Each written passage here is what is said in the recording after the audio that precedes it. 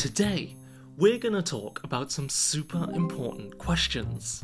What kind of English mistakes do natives make? What are minor and major mistakes? And how can incorrect English be natural? But he ain't going as fast as this. Are you ready? Let's begin. Everyone is imperfect. There are some common mistakes that even natives make in casual conversation. So if you make some of these mistakes, don't worry, because natives might not even notice. For example, how do I look? Like a real teacher? Well, I am a real teacher, but anyway, me and my mum went shopping. Okay, two things here. Number one, when you are doing the same action as someone else, use I, not me, because me is the object form. If you said, me went shopping, that sounds weird, right? And number two, when there's a long list of people, we put ourselves last in the sentence. For example, Jenny and I, my brother, sister, and I, my family, classmates, and I. To be humble and polite, we put others first and ourselves last. Okay, next mistake. Actually, I made this mistake earlier in the video, but did you hear it? Everyone is imperfect. That's right. The correct word here is imperfect, not unperfect. In English, there are so many prefixes that mean negative or opposite. And for uncommon words, it's very easy, even for natives, to use the wrong prefix. Okay, and last one, number three, past participles. Don't worry, this is easy peasy, okay? So, begin, began, begun. Bite, bit, bitten, yeah? Bring, brought, broughten, brought, okay? And bet, bet, bet, bet? Oh, you know what? I give up. English is stupid. Flipping, what the heck? So, as you can see, English is pretty tough, even for natives.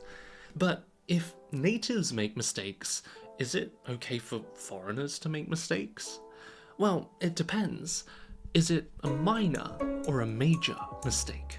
Minor mistakes are very small mistakes that don't change the sentence a lot. We can still understand what you're saying, no problem. But major mistakes usually change the meaning of a sentence and cause a misunderstanding. For example, I went to a live. Huh? Live? What's that?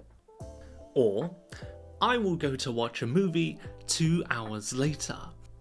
Huh? Will? Future? Later? Past? Let me explain. We usually use later to talk about a past point. For example, at 2 p.m, I watched my favourite TV show. Then, 2 hours later, I went to get some food. By the way, the opposite of later is before. But when talking about from now, you should use in for the future and ago for the past. So, is it okay for foreigners to make mistakes? Well, yeah, of course. If you make a minor mistake, generally in real conversation, people just don't care. However, if you're studying for a test like ACAN or TOEIC, then you should try to fix even these minor mistakes so you can get a higher score. But for major mistakes, you should always try to avoid these because they can cause some pretty strange or embarrassing misunderstandings. But when it comes to mistakes, there's a really strange thing.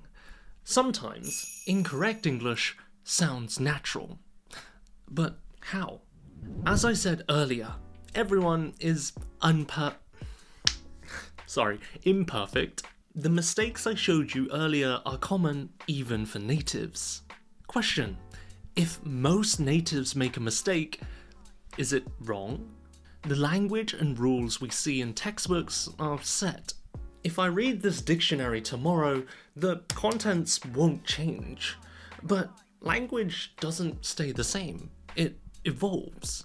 For example, the word gay used to mean light-hearted and carefree.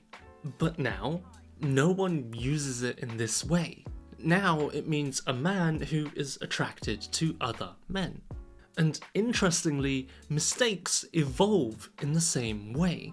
The grammar rules are set, but natives make minor mistakes. Then through communication, they spread like bacteria.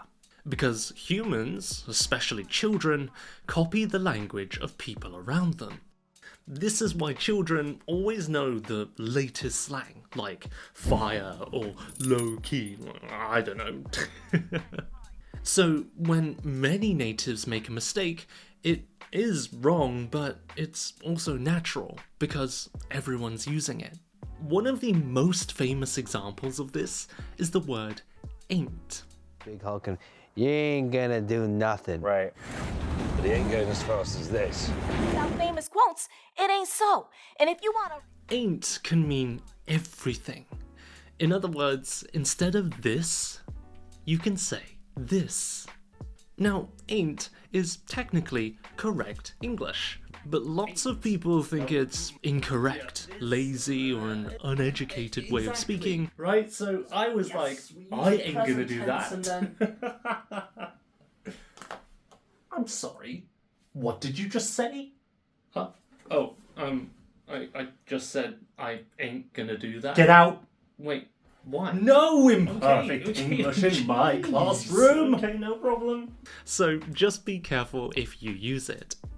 Now, of course, you want to improve your English. So here are my top 2 tips for dealing with and fixing your mistakes. Number 1. In conversation, don't worry about minor mistakes, focus on the major mistakes. Well, how do I know if I made a major mistake? Well, look at the other person's reaction. If they look confused, you probably said something strange. But some people don't say anything, even if they don't understand. In this case, after you've explained something, you can ask them, does everything make sense? To give them a chance to ask questions. Number 2, if you want to fix your common mistakes, writing is better than speaking. In a real conversation, the focus is fluency, continuing the conversation. If you worry about the grammar, then the flow of the conversation breaks down and everything starts to feel unnatural. You know what? I give up.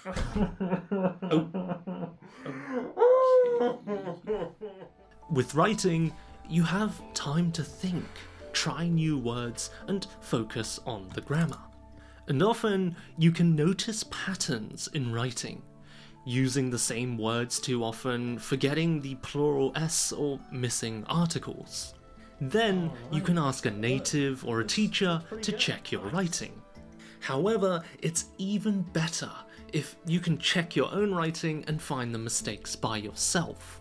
Because then you become aware of your weaknesses and you'll even start to correct yourself in real conversation. じゃあ最後はちょっと日本語で話したいと思いますが、英語教師として一番よく見た問題の一つは、やっぱり自分が言っていることは正しいかどうかを夢中になって、そしてスムーズに話せなくなることです。個人的に完璧に話せる人より、人間味のある人や自分との相性がいい人と話したいですよ。人間は不完璧、完璧じゃないんですから、とりあえずは完璧主義のところをほっといて、そしてそれより一緒に盛り上がったり、共感し合ったりするのが大事じゃないですか。そうすれば、あなたと話している相手も会話を楽しめることとつながると思います。ほら。僕の日本語は間違いだらけだろう。だろうじゃなくて、でしょうの方が丁寧だろう。でしょう。I give up. Thank you for watching. Have a wonderful day and bye for now. 会話を楽しめることと隣の客はよく書き吸客よく書き吸客隣の客はよく書き吸客だ。お、できたんじゃないですか。おほはい。